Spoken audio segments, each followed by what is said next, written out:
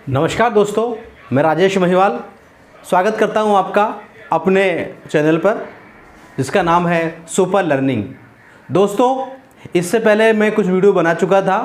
ये एक बहुत लंबे समय बाद मैं वीडियो बना रहा हूं। उसका कारण ये रहा कि आपके कुछ कमेंट्स आए कि सर ये वीडियो में पिक्चर हिल रहा है, स्पष्ट दिखाई नहीं दे रहा है, साउंड क्लियर नहीं है। तो मुझे महसूस हुआ कि कुछ तकनीकी खामियां हैं। तो कुछ लॉकडाउन चल रहा था तो सामान ऑनलाइन आने में कुछ देरी हो गई, जिस वजह से बीच में मैं वीडियो नहीं बना पाया।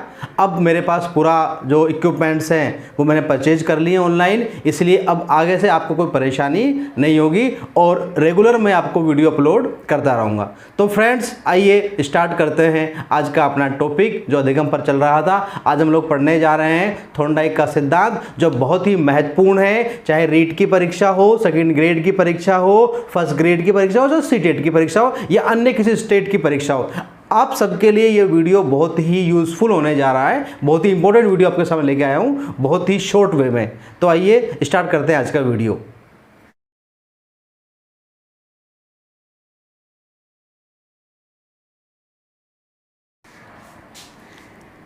दोस्तों, सिद्धांत है प्रयत्न और भूल का सिद्धांत। आप चाहे तो नोट कर लें, इसका स्क्रीनशॉट ले लें, कोई दिक्कत नहीं है। प्रयत्न और भूल का सिद्धांत, जिसे अपन इंग्लिश में बोलते हैं ट्रायल एंड एरर थ्योरी। ये जो सिद्धांत है ये हमें दिया है थॉर्नडाइक ने। मतलब कि जब एक बहुत बार एग्जाम में सवाल पूछा गया है कि सिद्धांत के प्रतिपादक कौन हैं, तो फ्रेंड्स इस सिद्धांत के प्रतिपादक हैं E.L. Thorndike, Edward Lee Thorndike. E for Edward, L for Lee, Edward Lee Thorndike. ठीक है। और थॉर्नडाइक अमेरिका के रहने वाले थे। कहाँ के रहने वाले थे? अमेरिका के रहने वाले थे। दो तीन बातें और जो अक्सर पूछ लेते हैं एग्जाम में थॉर्नडाइक के लिए, तो थॉर्नडाइक को शिक्षा मनोविज्ञान का जनक कहा जाता है। फादर ऑफ एजुकेशन साइकोलॉजी भी आपको माना जाता है। इसी प्रकार से थॉर्नडाइक को पशु मनोविज्ञान का जनक भी माना जाता है, फादर ऑफ एनिमल साइकोलॉजी, क्योंकि आपने जो अपना एक PhD का शोध किया था वो एनिमल इंटेलिजेंस पर किया था। एनिमल इंटेलिजेंस, इस पर थॉर्नडाइक ने अपना एक शोध किया था आरबी कैटल के सानिध्य में। तो इसलिए आपको पशु मनोविज्ञान का जनक भी माना जाता है। ये जो सिद्धांत हम लोग पढ़ने जा रहे हैं, प्रयत्न और भूल का सिद्धांत, ये आपने अपनी पुस्तक शिक्षा मनोविज्ञान में दिया था, जो 1913 में प्रकाशित हुई थी। तो कई बार सवाल अगर आ जाए तो हम ध्यान रखेंगे फ्रेंड्स कि जो थॉर्नडाइक ने पुस्तक लिखी और जिस पुस्तक में हमारा ये सिद्धांत था वो पुस्तक कौन सी थी? शिक्षा मनोविज्ञान। ठीक है। अब अनेक बार सवाल आया है, आजकल ये बहुत एक पैटर्न चल गया है कि उसके दूसरे नाम पे पूछ लेता है। तो जितने भी नाम इस सिद्धांत के हैं वो आपके सामने हैं और इसी वे में आपको याद हो जाएंगे। देखिए, इस सिद्धांत को संबंधवाद का सिद्धांत कहते हैं। क्या कहते हैं दोस्तों? संबंधवाद का सिद्धांत। इसी प्रकार इसे अपन संयोजनवाद का सिद्धांत भी कहते हैं। क्या कहते हैं? संयोजनवाद का सिद्धांत। हिंदी में इसका नाम थोड़ा अलग है, बट इंग्लिश में दोनों का नाम एक ही है। इसे संबंधवाद हो चाहे संयोजनवाद हो, उससे हम बोलते हैं कनेक्शनिज्म, है ना। कनेक्शन करने से, कनेक्शन से बना है, कनेक्शनिज्म ये भी कहते हैं। फिर एक है अधिगम का बंध सिद्धांत, बॉन्ड थ्योरी। क्या कहते हैं उसको अपन? बॉन्ड थ्योरी, जो हमने इंग्लिश में लिखा हुआ भी है, बॉन्ड थ्योरी। ठीक है। इसी प्रकार से एक इसका नाम है उद्दीपन अनुक्रिया सिद्धांत, ये स्टिमुलस रेस्पॉन्स थ्योरी। मतलब SR सिद्धांत जिसको अपन कहते हैं, S फॉर स्टिमुलस और R फॉर रेस्पॉन्स, उसका हिंदी वर्जन है उद्दीपक अनुक्रिया सिद्धांत। एक इसका नाम है प्रयास व त्रुटि सिद्धांत। क्या नाम है दोस्तों? प्रयास व त्रुटि सिद्धांत। ठीक है।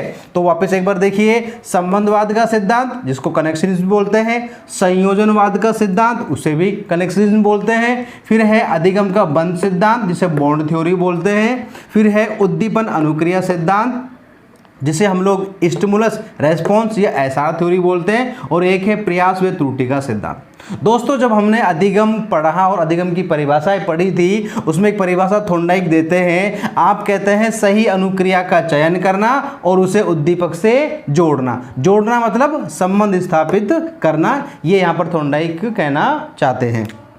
आगे किस पर प्रयोग किया, तो अच्छी तरह से आप सब लोग जानते हैं कि थॉर्नडाइक ने अपना जो प्रयोग किया वो किस पर किया, भूखी बिल्ली के ऊपर अपना प्रयोग किया।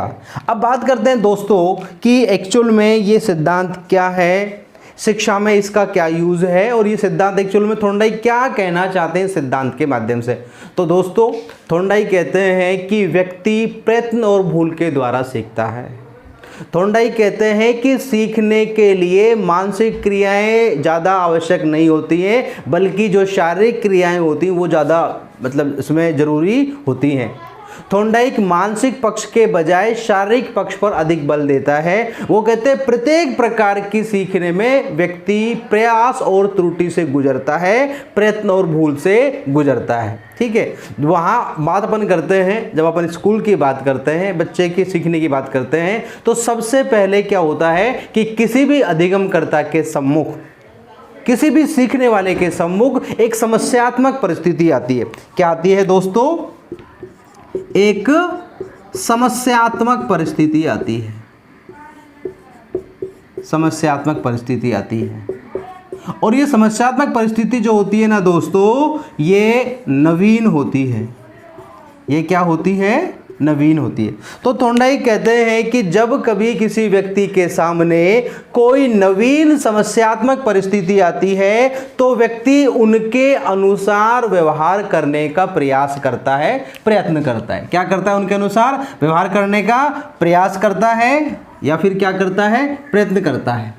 तो अधिकांश जो उसके प्रयास हैं, अधिकांश जो उसके प्रयत्न हैं वो गलत होते हैं या त्रुटिपूर्ण होते हैं। वो कैसे होते हैं, गलत होते हैं या त्रुटिपूर्ण होते हैं, ये वाली बात आपने यहाँ पर कही है। तो आपने कहा कि जब कभी किसी व्यक्ति के सामने कोई नवीन समस्यात्मक परिस्थिति आती है तो व्यक्ति उनके अनुसार व्यवहार करने का प्रयास करता है, किंतु अधिकांश उसके प्रयास कैसे होते हैं, गलत या त्रुटिपूर्ण होते हैं। लेकिन जब वो बार बार प्रयास करता है, बार बार अनुक्रियाएं करता है, बार बार कोशिश करता है, तो एक उसकी अनुक्रिया, एक उसका प्रयास सफल हो जाता है। क्या हो जाता है दोस्तों, एक प्रयास उसका सफल हो जाता है। ये जो सफल प्रयास है इससे उसे मिलता है पुनर्बलन। क्या मिलता है दोस्तों, पुनर्बलन। और फिर वो क्या करता है, और फिर प्रयास करता है। तो फिर जो सफल प्रयास हुआ है उसमें से वो क्या कर लेता है, सही अनुक्रिया का चयन कर लेता है। क्या कर लेता है दोस्तों, सही अनुक्रिया का चयन कर लेता है। और फिर धीरे धीरे वो क्या करता है, उस सही अनुक्रिया को उद्दीपक से जोड़ने का काम करता है। तो हम देखते हैं कि आने वाले प्रयासों में गलतियों की संख्या धीरे धीरे कम होती जाती है, और एक ऐसा भी समय आता है जब व्यक्ति बिना किसी गलती के उस क्रिया को करना सीख जाता है। मतलब कि वो अनुक्रिया का संबंध किससे जोड़ लेता है, उद्दीपक से जोड़ लेता है। जितनी जल्दी कोई सफल अनुक्रिया का संबंध उद्दीपक से जोड़ पाता है उतनी ही जल्दी व्यक्ति सीख पाता है। इस बात को थॉर्नडाइक कहना चाहते हैं। देखिए अपन प्रयोग की बात कर लेते हैं। तो थॉर्नडाइक ने अपना जो प्रयोग किया है दोस्तों वो किस पर किया है, भूखी बिल्ली पर। किस पर किया है, भूखी बिल्ली पर। ठीक है ना। अब यहां पर एक सवाल रखें कि आज तक जितने भी प्रयोग हुए हैं दोस्तों, आज तक जितने भी प्रयोग हुए हैं, चाहे बिल्ली पर हुआ हो, चूहे पर हुआ हो, कबूतर पर हुआ हो, ठीक है, उन सभी प्राणियों को, उन सभी जीवों को, चाहे वो मनुष्य हो, चिंपैंजी हो और चाहे वो जानवर हो, उन सबको भूखा रखा गया है। क्या रखा गया है दोस्तों, भूखा रखा गया है। ठीक है। तो यह सवाल उठता है कि इनको भूखा क्यों रखा गया है। तो उसका जवाब ये होता है दोस्तों कि जब तक किसी व्यक्ति को, किसी प्राणी को किसी चीज की आवश्यकता नहीं होती है, नीड नहीं होती है, तब तक व्यक्ति उसे पाने का, उसे प्राप्त करने का प्रयास नहीं करता है। तो सबसे पहले क्या होना चाहिए, सीखने वाले को आवश्यकता होनी चाहिए उस ज्ञान की, या कोई व्यक्ति किसी एक्टिविटी को कर रहा है तो उसके लिए उसकी क्या होनी चाहिए, नीड होनी चाहिए। हम कहते हैं आवश्यकता आविष्कार की जननी होती है। ठीक है। आगे अपन बात करेंगे जब पढ़ेंगे मोटिवेशन। तो अभिप्रेरणा के जो स्रोत हैं उसमें सबसे जो प्राथमिक स्रोत है वो क्या है दोस्तों, आवश्यकता है। इसलिए चाहे स्किनर ने प्रयोग किया हो, चाहे आपके थॉर्नडाइक ने किया है, चाहे पावलोव ने, चाहे जिसने भी प्रयोग किया है, उन तमाम लोगों ने अपने जीव को भूखा रखा है। उसका मतलब यह है कि उनको आवश्यकता महसूस कराई गई है। ठीक है। तो यहाँ अपन देख रहे हैं कि बिल्ली को यहाँ पर पिंजरे में रखा गया है। ये पिंजरा जिसका नाम था उलझन बॉक्स, पजल बॉक्स कहते हैं दोस्तों इसे अपन इंग्लिश में, और इसका हिंदी में क्या नाम था, उलझन बॉक्स ना, या उलझन पेटिका। इस उलझन बॉक्स या उलझन पेटिका में एक बिल्ली को भूखा रख दिया गया था। अब आप देखेंगे यहाँ ये जो पेटिका है इसका संबंध यहाँ एक लीवर लगा हुआ है, उस लीवर से था। जैसे ही लीवर दबेगा तो ये गेट खुल जाएगा, और जब तक लीवर नहीं दबेगा तो गेट नहीं खुलेगा। अब बिल्ली यहाँ पर बैठी हुई है और बिल्ली यहाँ चुपचाप बैठी हुई है। तो यहाँ पर वो ये भी कहना चाहते हैं थॉर्नडाइक कि जब तक किसी व्यक्ति के सामने कोई उद्दीपक नहीं आता है तब तक व्यक्ति क्या नहीं होता है, सक्रिय। हम यहाँ देख रहे हैं कि बिल्ली अभी यहाँ पर निष्क्रिय है। बिल्ली अभी यहाँ पर कैसी है दोस्तों, निष्क्रिय है।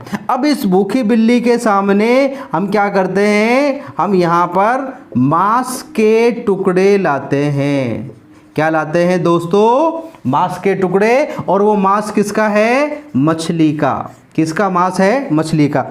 तो प्रयोग में क्या किया है थॉर्नडाइक ने कि सबसे पहले बिल्ली को भूखा रखा ताकि उसको आवश्यकता हो, और पूरी परिस्थितियों को अपने कंट्रोल में कर लिया, नियंत्रण में कर लिया। मतलब कि प्रयोग कहाँ हुआ है, प्रयोगशाला में। ठीक है दोस्तों, प्रयोग के लिए एक चीज़ जरूरी होती है, चाहे वो आपके नेचुरल साइंस हो चाहे सोशल साइंस हो, कि जब तक परिस्थितियां आपके नियंत्रण में नहीं होती है ना, तब तक वांछित परिणाम की प्राप्ति भी नहीं होती है। इसलिए हम चाहते हैं कि हमें वही परिणाम मिले तो क्या होना चाहिए, तमाम परिस्थितियां आपके नियंत्रण में होनी चाहिए। तो थॉर्नडाइक ने सब कुछ अपने नियंत्रण में कर लिया। देखिए, बिल्ली को भूखा रख दिया, लीवर लगा दिया, गेट बंद कर दिया, मतलब सब कुछ कंट्रोल में चल रहा है, और साइड से उस पूरी एक्टिविटी को वॉच कर रहे हैं, ऑब्जर्व कर रहे हैं थॉर्नडाइक। तो देखते हैं कि जब मांस के टुकड़े नहीं थे तब बिल्ली चुपचाप बैठी हुई थी, निष्क्रिय थी। इसका मतलब उन्होंने इससे निष्कर्ष निकाला। अब देख रहे हैं कि हम भूखी बिल्ली के सामने क्या लेकर के आ रहे हैं, हम यहाँ पर मछली के मांस के टुकड़े लेकर के आ रहे हैं। अब जैसे ही मछली के मांस के टुकड़े आए तो इन टुकड़ों ने, इन मांस के टुकड़ों ने किसका काम किया है दोस्तों, उद्दीपक का काम किया है। इन मछली के मांस के टुकड़ों की खुशबू कह लीजिए, आप उसे महक कह लीजिए, स्मेल कह लीजिए, जो भी आप कहना चाहें, वो जैसे ही बिल्ली के नाक तक गई तो जैसे ही उसको वो खुशबू आई मांस के टुकड़ों की, तो जैसे ही खुशबू आई तो बिल्ली अब एक्टिव हो जाती है। बिल्ली दोस्तों क्या हो जाती है, अब एक्टिव हो जाती है, और वो यहाँ वहाँ देखती है तो पता चलता है कि सामने भोजन है। सामने क्या है, भोजन है। अब आप देखिए, जब तक मांस के टुकड़े नहीं थे, मतलब जब तक उद्दीपक नहीं था तो बिल्ली सक्रिय नहीं थी, लेकिन जैसे ही उद्दीपक उसके सामने आता है बिल्ली क्या हो जाती है, पूरी गति के साथ में एक्टिव हो जाती है। इसलिए इसका नाम रखा गया है उद्दीपक अनुक्रिया सिद्धांत। क्या रखा गया है दोस्तों, उद्दीपक अनुक्रिया सिद्धांत, कि जब किसी प्राणी के सामने या प्राणी के समक्ष कोई विशेष उद्दीपक उपस्थित होता है तो व्यक्ति विशेष प्रकार की अनुक्रिया करने के लिए बाध्य हो जाता है। इसलिए इसे अपन कहते हैं बॉन्ड थ्योरी। क्या कहते हैं दोस्तों, बॉन्ड थ्योरी या अधिगम का बंध सिद्धांत। कि अब जब बिल्ली भूखी है और मांस का टुकड़ा उसके सामने आया है तो अब ऐसा नहीं है कि बिल्ली कोई एक्शन नहीं करेगी, उसको करना पड़ेगा। वो विवश है, वो बाध्य है, क्योंकि जो भूख और जो आपके इंटरनल जो रिलेशन है उद्दीपक के साथ में, वो आपको क्या कर रहा है, उस क्रिया को करने के लिए प्रेरित कर रहा है। इसलिए वहां पर बॉन्ड है, वहां पर क्या है, बॉन्ड है, कि बिल्ली को वो रेस्पॉन्स करना ही करना पड़ेगा। तो बात समझ में आई आपको, क्यों कहा गया है इनको, ठीक है ना। तो अब जैसे ही मांस के टुकड़े आए, बिल्ली ने प्रयास किया मांस प्राप्त करने का, ठीक है। जैसे ही प्रयास किया तो गेट बंद था, गेट बंद था, सलाखें लगी हुई थी, तो बिल्ली को चोट लगी और बिल्ली आकर के वापस पड़ गई इस पिंजरे में। लेकिन जब लक्ष्य सामने होता है और हमें उसकी आवश्यकता भी होती है, तो ऐसा तो है नहीं कि हम हाथ पे हाथ धर के बैठ जाएंगे, हम और प्रयास करेंगे। तो नाम देखिए, प्रयास व त्रुटि का सिद्धांत या फिर प्रयत्न और भूल का सिद्धांत। मतलब कि बिल्ली इन मांस के टुकड़ों को प्राप्त करने का दोस्तों क्या कर रही है, प्रयास कर रही है। लेकिन क्या उससे पहले प्रयास में ही टुकड़े मिल गए, नहीं मिले। इसका मतलब उससे क्या हुई, भूल हुई। बिल्ली ने छलांग लगाई लेकिन चूंकि सही रास्ता पता नहीं है उसको, इसलिए वो वापस आकर गिर जाती है, तो उससे क्या हो जाती है, गलती या त्रुटि हो जाती है। लेकिन लक्ष्य सामने है, आवश्यकता भी है, तो वो क्या करती है, बार बार प्रयास करती है। तो किसी एक प्रयास में संयोग से क्या होता है, उस बिल्ली का पैर इस लीवर पर पड़ जाता है, उससे लीवर दब जाता है और गेट क्या हो जाता है दोस्तों, खुल जाता है। जैसे ही गेट खुलता है बिल्ली बाहर जाती है और बाहर जाकर के मछली के मांस के टुकड़ों को वो वहां से खा लेती है। क्लियर।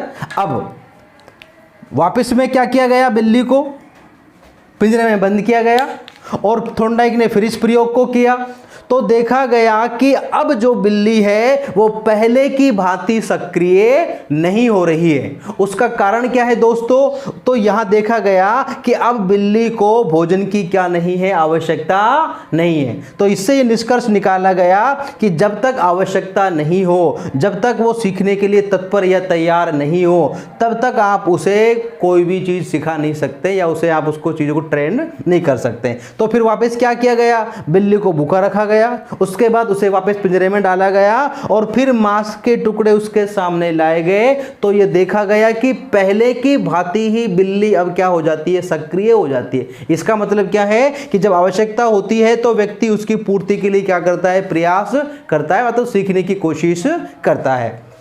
तो इस प्रकार से अब ये देखा गया कि जैसे ही बिल्ली भूखी होती है तो वो इनको टुकड़ों को प्राप्त करने का प्रयास करती है, लेकिन अब भी उसको टुकड़े प्राप्त नहीं हो रहे। लेकिन प्रयोग दर प्रयोग ये देखा गया थॉर्नडाइक के द्वारा कि लगातार गलतियां कम होती जा रही है और बाद में एक ऐसी स्टेज भी आ गई जब बिल्ली बिना गलती के ही गेट खोलकर उन मांस के टुकड़ों को प्राप्त करना सीख गई थी। इससे बात होती है संबंधवाद का सिद्धांत। क्या होती है, ठीक है। इसका मतलब यह है कि बाद में बिल्ली ने क्या किया, अनुक्रिया, जो सही अनुक्रिया हुई थी, जो क्या हुई थी, सही अनुक्रिया, उस सही अनुक्रिया का संबंध किससे जोड़ लिया है, उद्दीपक से। इसलिए अब उससे क्या नहीं हो रही है, गलतियां नहीं हो रही है। तो दोस्तों ये है हमारा प्रयत्न और भूल का सिद्धांत। इसके तमाम नाम आपके यहाँ स्पष्ट हुए होंगे, ऐसा मैं समझता हूँ, ठीक है। तो यह एक बहुत महत्वपूर्ण सिद्धांत है, इस पर सवाल अक्सर परीक्षा में आ जाता है, चाहे सीटेट हो, चाहे राजस्थान का रीट हो, यूपी टेट हो, एमपी टेट हो, और चाहे आपकी दूसरी परीक्षाएं फर्स्ट ग्रेड की या सेकेंड ग्रेड की हो, ठीक है। तो ये हमने यहाँ पर इसको अच्छे से समझ लिया कि ये सिद्धांत क्या है। अब बात करेंगे अपन इसके शैक्षिक महत्व के, कि शिक्षा में इसका क्या महत्व है। तो दोस्तों अब हम बात करते हैं सिद्धांत के शैक्षिक महत्व की। कोई भी सिद्धांत हो उसका शिक्षा में क्या उपयोग है, कि उसका क्या महत्व है, उसकी क्या उपादेयता है, ये इस संदर्भ में अपन बात करते हैं। तो थॉर्नडाइक के सिद्धांत का शिक्षा जगत में क्या योगदान है या उनका क्या महत्व है। तो देखते हैं अपन कि पहला जो उनका एजुकेशन इम्प्लीकेशन है वो है करके सीखने पर बल।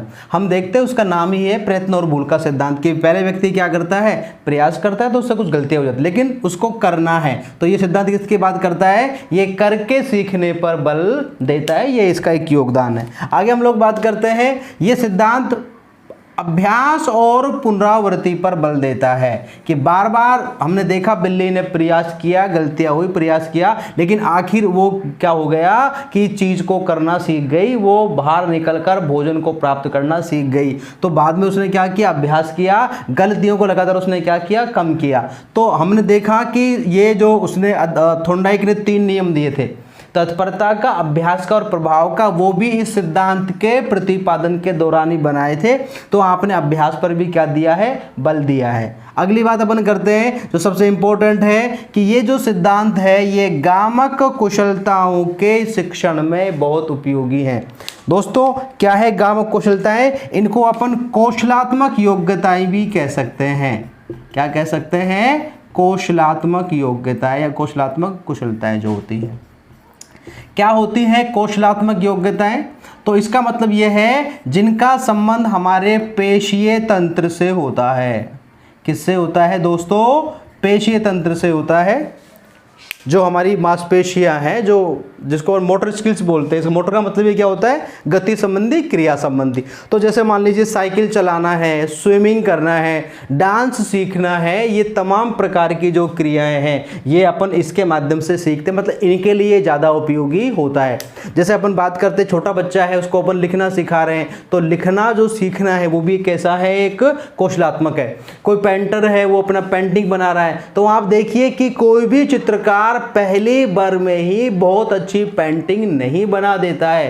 पहले उसके लिए वो क्या करता है, प्रयास करता है, पहले उससे गलतियां होती है, बाद में वो अच्छे से करना सीख जाता है। कोई भी स्विमर हो, अच्छा तैराक हो, एक दिन में ही वो अच्छा तैराक नहीं बन जाता है। तो इस प्रकार से खेल संबंधी जो कौशल होते हैं या जो हाथ पैरों की क्रिया संबंधी जो कौशल होते हैं, चाहे सर्कस का खेल आप ले लीजिए, चाहे कुछ भी आप ले लीजिए, वो तमाम क्या है, आपकी गामक कुशलता है। ठीक है, तो गामक कुशलताओं के उपयोग में ये बहुत ज़्यादा उपयोगी है। जैसे अपन बात करते हैं, ठीक है, अभी शर्ट के बटन लगाना है, शर्ट के बटन लगाने में आपके कोई दिमाग की आवश्यकता नहीं होती है।